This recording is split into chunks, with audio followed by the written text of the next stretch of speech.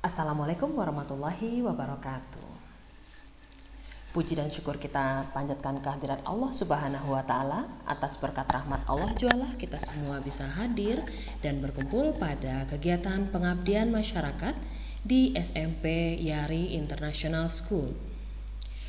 Adapun acara ini merupakan bagian dari kolaborasi Universitas Negeri Padang dan Universitas Baitur Rahmah dalam memberikan edukasi dan informasi mengenai pola makan yang sehat bagi para remaja, khususnya konsumsi buah.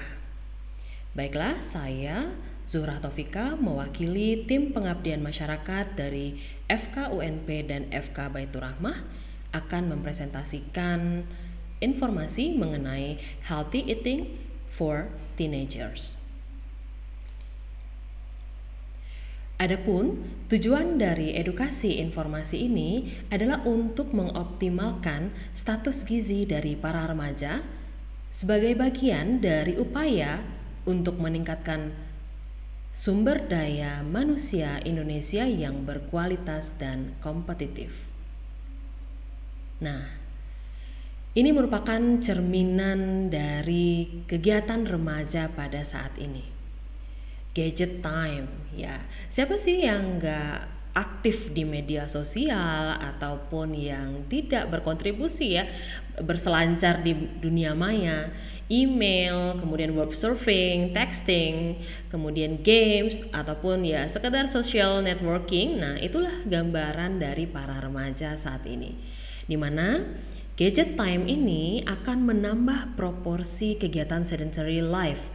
Akibatnya tentu aktivitas fisik menjadi lebih sedikit, waktu banyak terpakai untuk berselancar di dunia maya, pergerakan kurang, yang nantinya berpotensi untuk meningkatkan permasalahan di bidang gizi. Misalnya saja obesitas, kemudian pola makan yang tidak baik bisa memicu terjadinya anemia, dan lain sebagainya. Nah, ada poin penting dari seorang remaja, ya, teenagers, not a kid and also not an adult. Nah, ini gambaran dari aktivitas para remaja. Berkumpul dengan teman, kemudian bermain bersama, bermain musik, bercengkrama, berdiskusi, dan termasuk tugas utama sebagai seorang pelajar, yaitu belajar. Terkait dalam hal gizi, ada yang disebut sebagai food versus trend. Ya, ternyata kebutuhan seorang pelajar untuk belajar tentunya membutuhkan asupan gizi yang baik. Namun, asupan gizi yang baik ini, meskipun saya yakin ya bahwa para remaja tentunya sudah tahu apa sih pola makan yang sehat. Tapi sayangnya asupan yang kita terima harian itu juga dipengaruhi oleh faktor lingkungan atau yang disebut sebagai tren. Apalagi seorang remaja yang kehidupannya berada di tengah-tengah peer group. Jadi pengaruh dari kelompok teman sebaya, baik itu teman les ataupun teman sekelas, teman bermain ataupun teman berkumpul ya atau geng, itu ternyata lebih berpengaruh. Dan luar biasanya lagi, tren yang sedang populer menjadi faktor eksternal yang sangat penting dan berpengaruh terhadap asupan mereka. Apa sih contohnya? Nah, di gambar ini ada satu sisi yang menggambarkan makanan ataupun asupan harian yang baik ya. Seperti apa? Seperti adanya sayur, buah, protein hewani, karbohidrat. Nah, itu yang disebut sebagai healthy food. Sebaliknya unhealthy, fried chicken, kemudian pizza, kemudian permen, coklat, dan aneka makanan instan, kemasan, ataupun yang kaya akan bahan tambahan pangan yang sebetulnya tidak dibutuhkan oleh tubuh, itu ternyata lebih dominan mempengaruhi. Ya, kenapa? Tidak kita pungkiri banyak iklan yang menunjang hal ini gitu. ya menunjangnya dalam konotasi yang negatif ya, seperti itu. Nah, inilah yang menjadi tantangan bagi para remaja saat ini, food versus trend. Nah, untuk kasus 1 dari 4 remaja putri ternyata mengalami anemia. Ini juga merupakan akibat dari pola makan yang tidak sehat tadi. Dan menurut data juga, obesitas terdapat pada 7% remaja berusia 16-18 tahun. Dan angka tersebut meningkat menjadi 2 kali lipat, yaitu sekitar 15,4% untuk usia di atas 18 tahun. Nah, apa yang harus dilakukan? Ya, sederhana sekali. Healthy eating. Sebagaimana yang diinformasikan di awal tadi, bahwa sesungguhnya perilaku makan sehat ini sudah diedukasi, sudah diinformasikan sejak dini. Apalagi kalau di Yari School sendiri, kami yakin dan percaya bahwa ini sudah diedukasi sejak masa child care. Ya, saya sendiri sering terlibat untuk pemberian edukasi tentang makanan sehat, baik pada balita ataupun di kindergartennya Yari International School. Artinya sekedar mengetahui pastinya sudah, tapi apakah informasi atau pengetahuan tersebut mampu menciptakan sikap dan perilaku sehingga terjadi perubahan dalam kebiasaan pola makan sehari-hari? Nah, itu tunggu dulu. Nah, baik, kita akan kilas balik ya sedikit mengenai apa sih yang dimaksud dengan healthy eating. Di Indonesia itu ada yang namanya isi piringku. Nah, inilah gambaran dari isi piringku. Dalam satu piring tersebut ada 4 bagian. Setengahnya adalah sayur dan buah. Jadi 50% dari isi piring itu idealnya adalah sayur dan buah. Kenapa? Karena kita remaja hingga dewasa dan usia selanjutnya itu membutuhkan komposisi serat yang sangat tinggi, kurang lebih 30 gram. Sayangnya ya, konsumsi sayur dan buah tersebut di Indonesia sangat rendah. 95% penduduk Indonesia itu tidak mengonsumsi sayur dan buah menurut data. Nah, bagaimana dengan remaja? Ternyata 4 gram saja sehari mengonsumsi sayur dari total yang jauh lebih tinggi tentunya ya. Nah, kemudian ternyata kurang lebih demikian juga untuk buah. Bisa kita bayangkan dari 30 gram target hanya tercapai sekitar kurang lebih sepertiganya. Artinya kita masih punya banyak PR untuk memberikan edukasi, informasi, dan mempraktekkan pengetahuan baik tersebut. Jadi sekali lagi, setengah porsi dari isi piringku sejatinya adalah sayur dan buah. Nah, hal itu bisa dikonsumsi. Bagaimana caranya? Usahakan setiap kali makan ada sayur dan buah. Kemudian di jadwal snack time, yaitu jam 10 pagi ataupun jam 4 sore, itu ada sayur atau buah.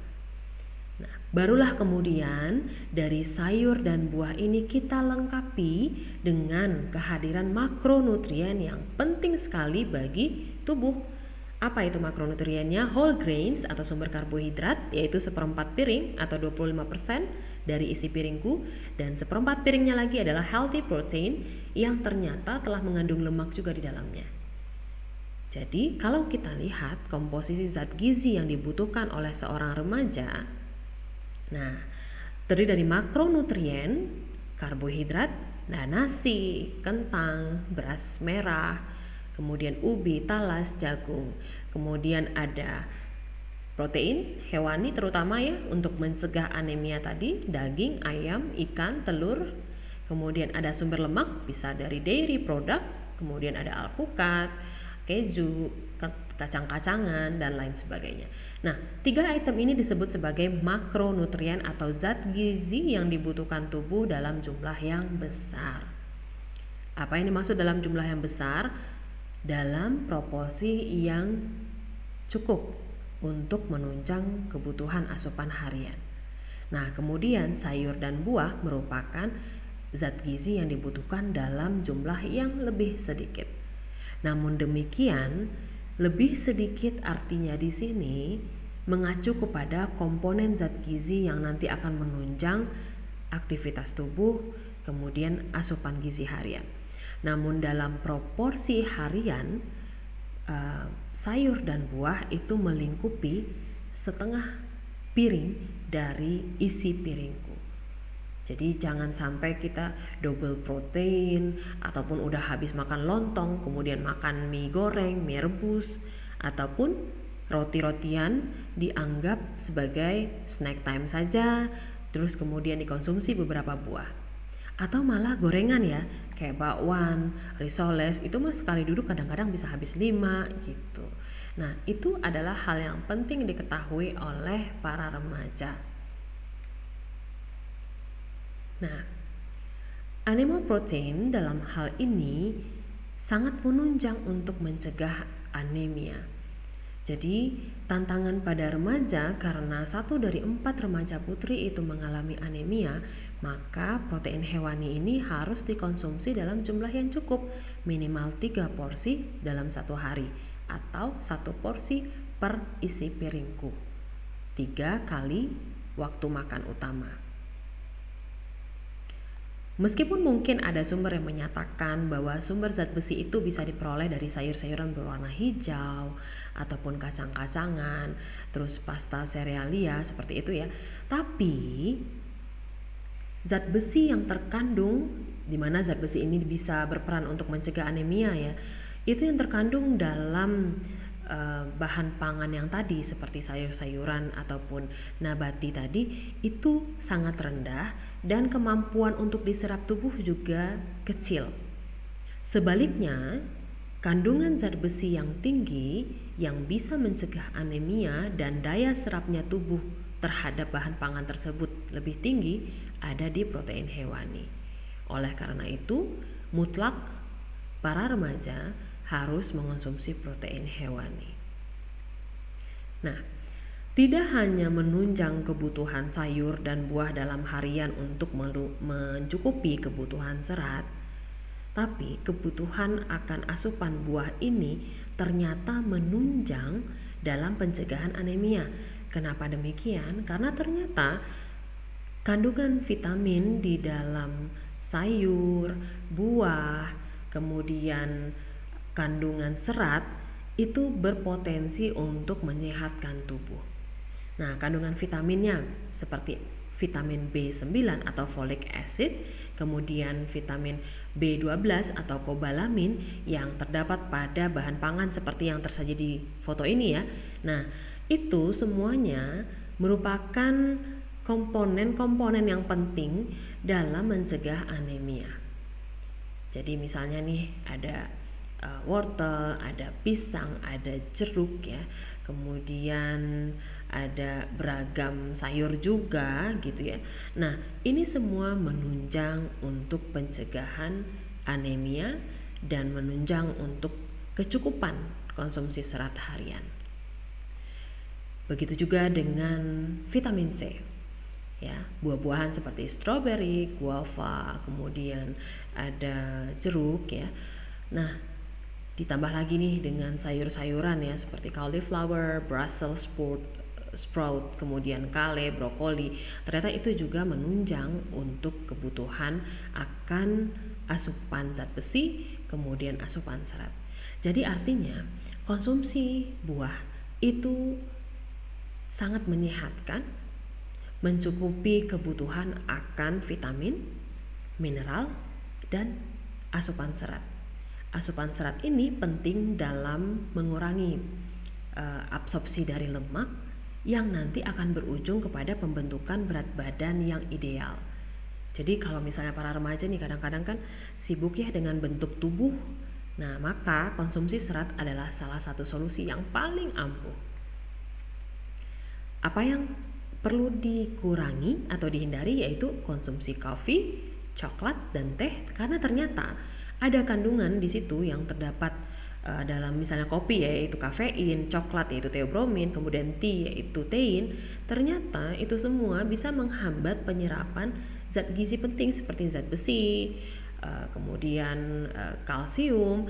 Akibatnya seorang remaja menjadi tidak tercukupi kebutuhannya akan zat besi. Akibatnya berisiko anemia. Kemudian berisiko juga terhadap kandungan-kandungan lain yang dihambat asupannya oleh si kopi, coklat, dan teh.